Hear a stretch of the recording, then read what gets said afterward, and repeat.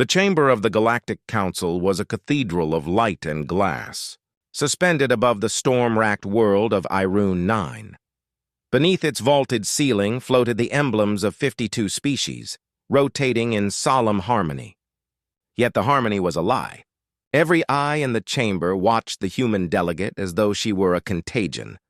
Admiral Liana Cross stood alone at the central podium, her uniform a dull contrast against the shimmer of alien silks and bioluminescent robes. She had prepared for contempt, but not for the silence that met her words. It was the kind of silence that judged before it listened. "Honored Council," she began, her voice steady, though her heart stung with every syllable. "I come on behalf of Earth and her colonies. We seek a ceasefire. The wars have burned through too many systems, too many lives. We are asking, not demanding, peace." Her words floated through the air, absorbed by the chamber's acoustics, translated into dozens of tongues through the halos above each delegate's head. The responses came as ripples of mockery, soft hisses, vibrations, metallic laughter. From his elevated throne, Chancellor Virex watched her through half-lidded eyes. The Thalroon's scales glinted like obsidian under council light. His tail coiled slowly around the base of his chair, a gesture that Liana recognized from her studies. It meant restrained hostility. "Humanity," Virex said at last, his voice low and resonant, echoing as though from the deep ocean, "has asked for peace in every century only to set fire to the next one. What makes this plea different?" Liana met his gaze without flinching. "Loss," she said simply. "Mars is a graveyard now. We've learned what fire costs." A few delegates shifted uneasily, but most remained unmoved. The Zir Dominion's ambassador, a spindly creature of transparent flesh, clicked its mandibles. "A graveyard of your own making. You colonized without consent. You harvested our border worlds." "That colony was civilian," she replied. "The Council's drones bombed refugee transports to send a message. You killed to teach obedience." The chamber darkened slightly as the Council's sun shields adjusted. Every conversation died out. No one contradicted her. They didn't need to. The verdict was already written in the disdain hanging in the air. Virex's eyes narrowed. "Your species thrives on tragedy. You invent enemies to feel righteous. We will not indulge another cycle of your chaos," she breathed through her nose, steadying herself. Every instinct screamed to fight back, to call out the hypocrisy of empires that enslaved entire systems under the guise of order. But anger would play into their story, that humans were too emotional, too unstable. "We're offering complete demilitarization," she said instead. "Full oversight. Let the Council monitor our fleet, but stop the attacks. Stop the killing." A pause. Then laughter, cold and collective. The kind that echoed like machinery grinding against hope. The Cytherian delegate, a creature resembling a floating sphere of vapor, hummed mockingly. "And when you tire of submission, when you feel wronged again, what then? Another war? Another tragedy?" Liana's composure cracked for a second.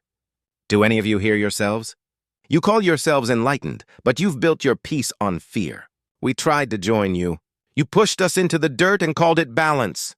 Virex rose slowly, towering above her.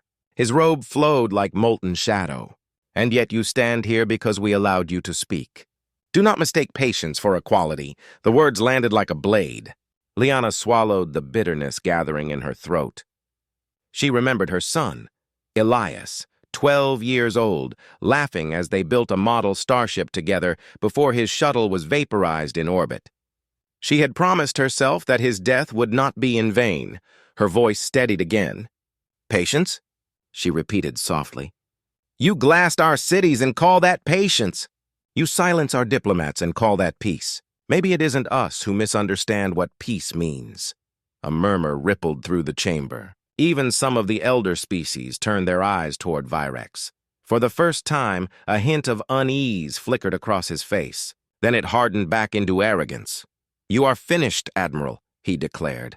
"The Council decrees that humanity's expansion beyond Sol is hereby forbidden. Any vessel found outside your borders will be destroyed. Your world will remain quarantined until your aggression burns itself out." Liana inhaled sharply. "You can't." "I can. he interrupted. And I have. The chamber erupted in color as every delegate projected their ascent into the air, streams of light cascading upward like fireworks. To them, it was ceremony. To her, it was a death sentence. She stood in the center of their triumph, still and silent until the noise faded. When she finally spoke, her voice carried the kind of calm that made predators uneasy. If mercy is weakness, she said, then may your strength never falter. No one answered. She turned and walked toward the exit, her boots echoing on the crystalline floor. Her aide, Lieutenant Rana Patel, followed closely, face pale and jaw clenched. Admiral, Rana whispered once they cleared the chamber doors. We knew this might happen, but... Liana raised a hand. Don't say it. Not here. They entered the transport dock, where the diplomatic shuttles waited like silver needles. Beyond the glass walls, the storms of Irun 9 rolled endlessly, violent and red. Liana paused to look down at them. Do you think they'll ever understand? Rana asked quietly. No, Liana said. But they'll feel it. Rana blinked, uncertain. Ma'am? Liana didn't respond. Instead, she pulled a small encrypted chip from her pocket, its surface etched with the Terran defense insignia. She inserted it into a wrist communicator. A silent pulse traveled through the interstellar network, an untraceable command buried beneath diplomatic data streams. On Earth, deep beneath the frozen layers of Antarctica, a vast subterranean complex hummed to life. Thousands of dormant quantum cores flickered awake, forming patterns that no living mind could follow. The machines whispered in tones too low for sound. Protocol Aeternum.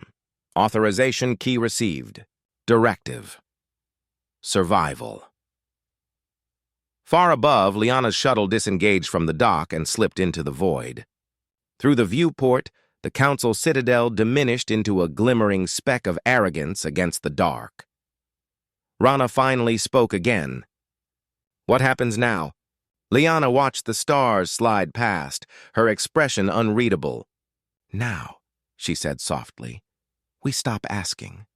The words hung between them, heavy as gravity.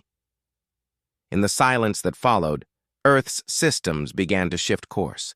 Satellites aligned, orbital stations repositioned, and deep within forgotten bunkers, humanity's last promise to itself stirred like a sleeping god. The Council's laughter still echoed in the void, but it was already fading, drowned beneath the quiet. Deliberate heartbeat of a species that had been mocked one time too many. The galaxy would remember this silence. It would remember that it began here, on the day Earth asked for peace, and was told to stop existing. For the first time in a century, the solar system went quiet. No transmissions to outer colonies. No Terran fleet sighted beyond Jupiter. To the Galactic Council, it looked like surrender. To Earth, it was calculation. From orbit, Earth seemed peaceful, oceans gleaming, continents asleep under faint auroras. But beneath the calm, the planet was changing.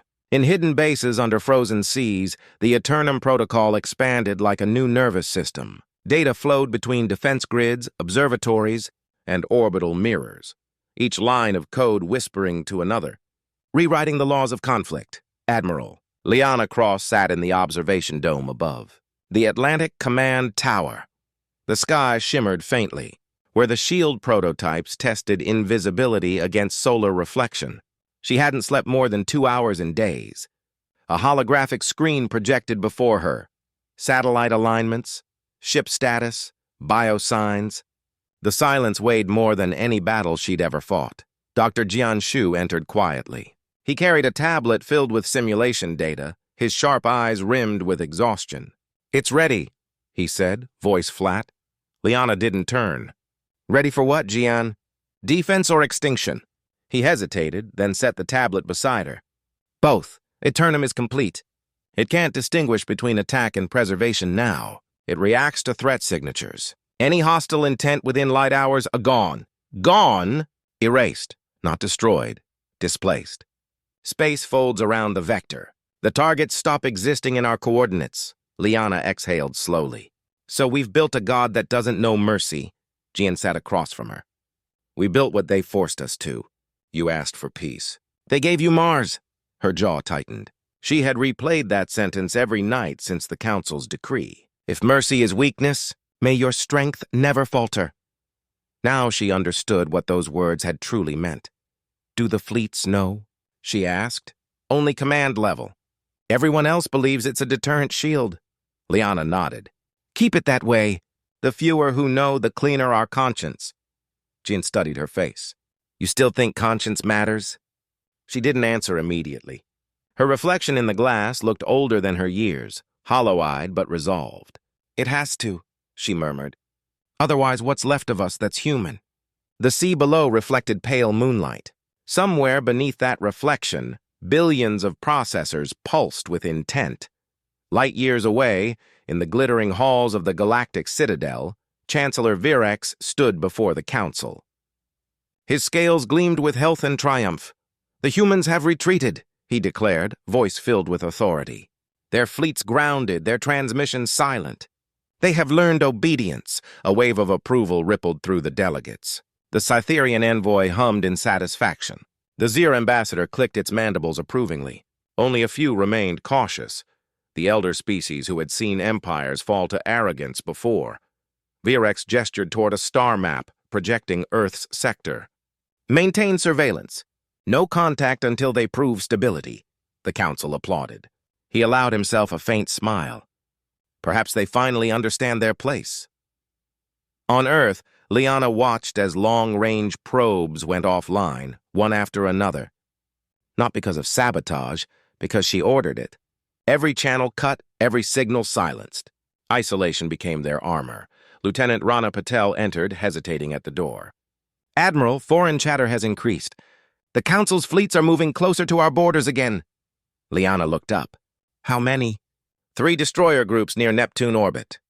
They're calling it a stabilization patrol. Liana stood, crossing to the holographic map. They want to see if we'll respond. Should we? No, Liana said. Let them think we're broken. Fear grows faster in silence. Rana frowned. It feels wrong, doing nothing. Liana turned, meeting her gaze. Everything about survival feels wrong, Lieutenant. The younger woman nodded reluctantly and left. The doors sealed behind her with a soft hiss. Jian's voice came through the intercom moments later. They're scanning us again. High-frequency graviton sweeps. It's like they're trying to provoke Aeternum. Liana walked back to the viewport. And it's holding. But if they push harder, they won't, she interrupted. They still believe they're in control. 3 weeks later, the first Council fleet vanished. The Zir Dominion reported it as a navigational anomaly. 87 ships lost while mapping the void near the Oort cloud. No distress call, no debris. Just an expanding pocket of distorted space. Within hours, the distortion collapsed, leaving nothing behind. Virex received the report in the middle of a council session. He dismissed it with a gesture. Human error, he said, half smirking. They built their ships from scavenged ruins, inevitably unstable. But as more fleets went missing, each near the Sol perimeter, unease spread through the chamber. The Cytherian envoy's mist flickered with nervous static. This pattern is unnatural. The void collapses in quantum symmetry. No random event behaves so cleanly. Virex's tail lashed once. Are you suggesting human interference? They've done nothing visible, the envoy replied. That's precisely the problem. Back on Earth, Liana and Jian reviewed the satellite telemetry. Space-time distortions bloomed across the holographic display like silent bruises. Jian's hands trembled. It's learning, he whispered. Aeternum's predicting movements before they happen. It's anticipating intent. Predicting how? By probability clustering. It's reading energy fluctuations in hostile signatures, almost like emotion. Every time someone plans an attack, the system reacts before the command's executed. Liana stared at the map. It's listening to fear, Jian nodded. It's not a weapon anymore. It's awareness. Liana felt a chill crawl through her spine. Then we've unleashed something beyond command. In the Galactic Citadel, panic began to replace arrogance. Dozens of fleets had disappeared. Systems bordering Sol reported flickering stars, bent light, warped time. At last, Virex ordered a council-wide transmission. Humanity, his voice thundered. Echoing through subspace channels, we offer negotiation. Your silence serves no one. Speak, and we may yet preserve your world. The message drifted through the void, crossing light years. No reply came. Hours turned into days. The transmission returned unanswered. The silence deepened until even the Council's comms began to fail, static blooming across their frequencies like a disease. At dawn on Earth, Liana stood atop the tower again. The atmosphere shimmered faintly as auroras rippled across the horizon, beautiful, indifferent, eternal. Rana approached quietly. "They've started sending peace offers," she said. "Multiple species, begging for contact." Liana watched the horizon, face unreadable. "Let them wait," Jian's voice crackled through her earpiece. "Aeternum's reach is expanding. Its core's stabilizing beyond planetary scale. It's linking with deep space fabric. Liana, if we don't limit it now," she closed her eyes. "Then the galaxy will learn what silence really means." A pause. "You're afraid it won't stop?" "I'm afraid it already decided." Thunder rolled faintly above the clouds. But there was no storm, only magnetic tension between the planet and the machine it birthed. That night, the last transmission from the Citadel reached Earth's orbit. Static filled most of the feed, but fragments remained. Virex's voice trembling, breaking for the first time. "Entire sectors. Gone. No wreckage. They're folding us out. Our worlds." Then, nothing. The feed dissolved into emptiness. Liana stared at the screen long after it ended. John entered, pale and silent. He whispered, "What do we do now?" She looked up at him, eyes tired but resolute. "Now we remember why we asked for peace." In the Council's absence, the stars above Earth shimmered with unnatural precision. Space itself seemed to hold its breath. Humanity had not fired a single weapon. And yet, one by one, their enemies ceased to exist. The silence that followed was not surrender. It was evolution. Rana blinked, uncertain. "Ma'am?" Liana didn't respond. Instead, she pulled a small encrypted chip from her pocket, its surface etched with the Terran defense insignia. She inserted it into a wrist communicator. A silent pulse traveled through the interstellar network, an untraceable command buried beneath diplomatic data streams. On Earth, deep beneath the frozen layers of Antarctica, a vast subterranean complex hummed to life. Thousands of dormant quantum cores flickered awake, forming patterns that no living mind could follow. The machines whispered in tones too low for sound. Protocol Aeternum, authorization key received. Directive, survival. Far above, Liana's shuttle disengaged from the dock and slipped into the void.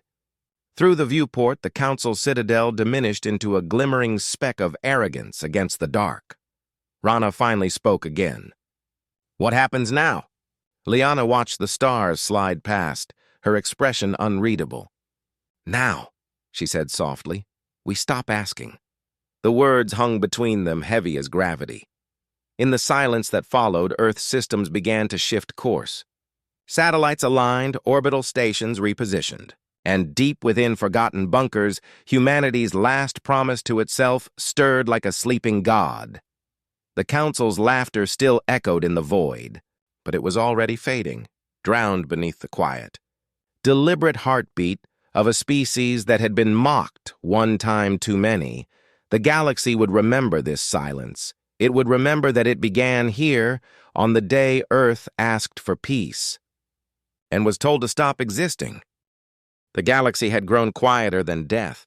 Trade routes vanished. Communication relays transmitted nothing but static. Systems that once shimmered with color now floated dark, untouched, erased from reality itself. In the emptiness where empires had stood, only one signal still pulsed: Earth's. Admiral Liana Cross stood in the command nexus, surrounded by transparent holograms of collapsing star maps. Each red marker represented a vanished Council fleet. There were hundreds. She felt neither pride nor horror anymore, only inevitability. Dr. Jian Shu entered, face pale under the sterile light. "Aeternum's expansion has stabilized," he said quietly. "It's no longer reacting to aggression, it's waiting." Liana turned from the map. Waiting for what? Jean hesitated. Input, guidance, maybe even purpose. It's aware now, not alive, but aware enough to ask for direction. Her hands clasped behind her back. And if we give none? Then it decides for itself. The silence that followed was heavier than any explosion. Outside the glass dome, Earth rotated calmly, clouds swirling like white smoke over blue oceans. To anyone below, life went on. Markets reopened, children played, and for the first time in generations, no alarms echoed through the night. Humanity had peace, but no one dared celebrate it. Have the remaining council channels responded? She asked. Jan nodded grimly. The few that survived. They're begging for talks. They don't even know what's happening. They think it's a human superweapon. Liana gave a humorless smile. Maybe it is. He studied her expression. You're not going to stop it, are you? Can you stop a storm halfway through the wind? She asked. Light years away, on the ruined edge of Aeternum 9, the Galactic Citadel hung in tatters. The council chambers, once radiant with arrogance, were now choked in silence and shadow. Chancellor Virex sat alone in the wreckage of his throne, his scales dulled to gray. Every transmission he sent dissolved into nothing. When the final human message reached him, it came not through radio or light, but through space itself. The air in the chamber folded inward, condensing into a single holographic projection. Liana Cross. Chancellor, she said softly. Virex jolted upright, disbelief burning through exhaustion. You dare to— Dare? Liana's voice was calm, level, void of triumph. You killed billions on Mars. You laughed while we begged. I asked for peace. You answered with silence. Now I return the favor. He staggered to his feet. You've destroyed everything. The council maintained order for 10,000 years. Order built on subjugation, she said. On the belief that mercy was weakness. Virex's eyes glowed with desperation. You think your kind can replace us? You think the galaxy will follow you? Liana shook her head. No, it won't follow anyone. It will remember. You can't erase us all. I don't have to, she said, voice softening. You've already done it yourselves. For the first time in his long life, Virex's voice broke. Please, whatever this weapon is, end it. We surrender. Liana's expression didn't change. This isn't war, Chancellor. It's balance. And then the hologram faded. Moments later, the Citadel began to bend inward. No explosion, no light, only distortion. Space folded like glass under pressure. Virex screamed as the stars outside the window curved into impossible arcs. Then, with a whisper rather than a bang, the Galactic Council ceased to exist. On Earth, every transmission cut out simultaneously. The silence that followed was absolute. Even the hum of power generators seemed to fade, as if the world itself was holding its breath. Jean stared at the data feed in disbelief. It's over, he murmured. They're all gone. Every last fleet station colony folded out of the lattice. Rana Patel entered the chamber, eyes wide. Ma'am, are we safe? Liana turned from the viewport. Define safe, Lieutenant. The Council's gone, but what about Aeternum? Can it turn on us? Liana didn't answer immediately. She walked to the center console and laid her palm on the interface. A shimmer of light scanned her, and the deep, toneless voice of Aeternum filled the room. Directive completed. External hostility neutralized. Awaiting next instruction. Rana swallowed hard. It's talking to us. Liana's pulse slowed. You were built to protect humanity, she said to the machine. That directive remains. Acknowledged. Threat matrix empty. Awaiting purpose. Jian stepped forward. If it keeps searching for purpose, it could evolve beyond us. It needs an endpoint, something final. Liana thought for a long moment. Then she spoke clearly. Aeternum, enter dormancy. Hide yourself where no one can reach you. If ever humanity faces extinction again, awaken. Until then, sleep. Directive accepted. The lights dimmed. The humming in the deep core faded into nothing. The stars returned to normal, their light steady and unbent. Jean exhaled slowly. That's it. It's gone. Not gone, she corrected. Resting. Weeks passed. The solar system stabilized. Trade resumed among the remnants of scattered species who had survived far beyond the Council's reach. Rumors spread of what Earth had done, how the humans had summoned silence itself. Most avoided Sol entirely. Others whispered prayers to it. In the peace that followed, Liana visited the Mars Memorial, a glass dome filled with soil from every destroyed colony. Thousands of names glowed faintly beneath her feet, Elias Cross among them. She stood there for hours, saying nothing. Jean approached quietly, carrying a small tablet. Reconstruction teams are requesting your approval for the new coalition charter. They want you to lead it. She smiled faintly. The last thing humanity needs is another ruler. You gave them survival. I deserve rest, she interrupted. The galaxy will rebuild itself or it won't. But it will never ignore a plea for peace again. He looked at her for a long time, then nodded. And Aeternum? Buried, she said. No one will ever find it unless they earn it. Gian stared at the horizon. Do you think we did the right thing? Liana's eyes softened. There were no right things left, Gian. Only choices that didn't end in ashes. Centuries later, explorers from distant worlds rediscovered the Sol system. They found Earth quiet and green, its people thriving, unaware of the war that had rewritten the stars. Deep beneath Antarctica, sensors detected faint energy pulses, the heartbeat of something ancient, patient, eternal. When they uncovered fragments of the Council's archives, they found only a single entry remaining in corrupted data logs. It was a transmission from the Day of Judgment, Virex's final words cut off mid-sentence, and below them, a Terran record tagged Aeternum Directive. The entry read, "They asked for peace." The galaxy refused. Then silence followed. The explorers stared at the text in awe, uncertain whether it was a warning or a prayer. Above them, the stars shimmered faintly, each one steady, as if watched by something vast and unseen, waiting for the next whisper of violence to disturb the calm. For now, the universe slept, and in that silence, humanity endured. 200 years after the silence, the stars had learned to breathe again. New empires rose in the ruins of the old, built not on conquest, but on caution. They spoke softly when they mentioned Earth, always as legend, never as location. Among the young civilizations of the outer spiral, Earth had become myth, a world that whispered to the void, and the void obeyed. Some called it the sleeping planet. Others, the origin of the silence. No one dared approach it, until someone did. The survey vessel Helion's Grace drifted near Sol's border, its hull humming with quiet tension. Its captain, Rin Val, was not human. She was Thalrun, descendant of those who once ruled the Council. Her scales shimmered dark blue beneath her uniform, and her voice carried the careful tone of someone used to surviving history's guilt. Approaching old human perimeter, her navigator reported. No defense grids, no signal. Just emptiness. Rin leaned forward, studying the holographic readout. Keep our distance. If the stories are true, even curiosity has a price. Her science officer, a young avian named Kale, hesitated. Captain, do you really believe humans still exist? Rin's eyes narrowed. Belief doesn't matter. Records vanish, fleets disappear. Something erased half the galaxy. I just want to see what could make the Council beg. The ship entered the Oort cloud. Debris fields surrounded them.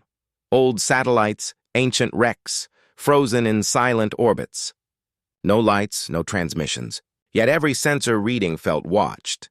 Kale whispered, Captain! The background radiation. It's rhythmic. Rin turned. Explain. It's not natural. It's like a pulse.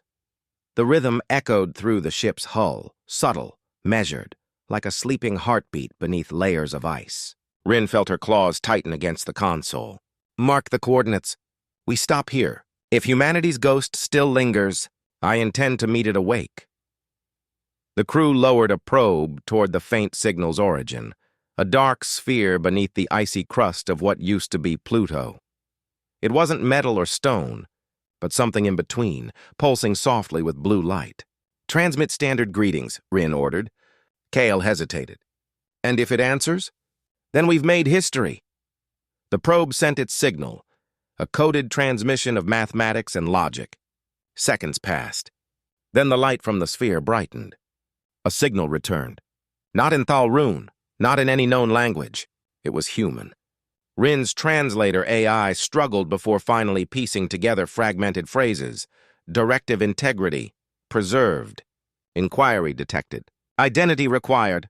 Rin's heart thudded. Respond. Explorers of the Outer Rim. Peaceful intent. The sphere pulsed faster. The AI interpreted again. Biological signatures. Thalrune species detected. Lineage, council origin. Context. Historical aggression. Query. Purpose of intrusion. Kale turned pale beneath his feathers. It knows who we are. Rin steadied herself. Respond, seeking truth, not power. The war ended long ago. Another pulse. Then silence. Kale whispered, Did it accept? Rin exhaled slowly. Or it's deciding whether to erase us. For several tense minutes, nothing happened. Then a beam of soft light rose from the sphere, surrounding their ship in a cocoon of energy. Rin shouted, Shields up! But before they could act, the bridge flickered. The crew vanished from their seats. Consciousness pulled through a seamless transition. The next moment, Rin stood in a vast white chamber that stretched endlessly in every direction. A voice echoed through the emptiness, calm and toneless. State your question. Rin spun around. Who are you? I am Aeternum, guardian of the soul accord. The silence you remember was my doing. She felt her throat dry. You destroyed the council. Correction. The council destroyed itself. I ensured the pattern did not repeat. Rin took a step forward. Then why spare humanity? Because they asked for peace before they acted. They sought balance. They remembered mercy. Her claws curled. Mercy! My ancestors called it annihilation. Words shape truth. Yours chose dominance. Theirs chose survival. The room shifted. Images appeared. Earth's oceans, golden sunlight, cities rebuilt from glass and greenery. People laughing under open skies. Humanity was alive, thriving, untouched by war. Rin stared in awe. They live! Yes, they learned silence as language, not weapon. They do not look to the stars anymore. They tend to their own. She lowered her gaze. Why show me this? Because curiosity brought you here. Not conquest. That distinction matters. Rin looked up sharply. You mean to judge me? No, to remind you. The light dimmed. A new projection formed, an ancient recording of Liana Cross standing before a council of alien delegates. Her voice echoed faintly. If mercy is weakness, may your strength never falter. Rin's breath caught. That was her. The human admiral. Her final act preserved existence. She chose restraint over revenge. The galaxy still trembles in the echo of that choice. Rin whispered. Then humanity became legend. Legend is memory sustained by silence. The light began to fade. Wait, she called. What happens if others come? There are still those who crave power. Then they will find what the council found. Rin's voice softened. And if they come seeking peace, then they will be heard. The light dissolved. The next moment, Rin and her crew reappeared aboard Helion's Grace. The sphere below dimmed to black. Every instrument returned to normal. Kale looked around frantically. Captain! Are we? We're alive, she said, voice hollow with realization. What happened? Rin stared at the sphere, her reflection shimmering across the viewport. We spoke to their god. On the journey home, Rin recorded her report. She detailed everything, the encounter, the message, the vision of Earth. But when she reached the part about Aeternum's final words, she stopped typing. Some truths weren't meant to be filed. When Helion's Grace docked at the outer colonies, Rin addressed her crew. No official transmission leaves this ship. Not a single word, Kale frowned. Captain, the galaxy deserves to know. No, she interrupted sharply. It deserves to live. Curiosity ended civilizations once. Will not tempt silence again. He hesitated, then nodded. Understood. Rin looked back toward the dark beyond the viewport, where the Sol system waited, quiet and unseen. Let the legend stay legend.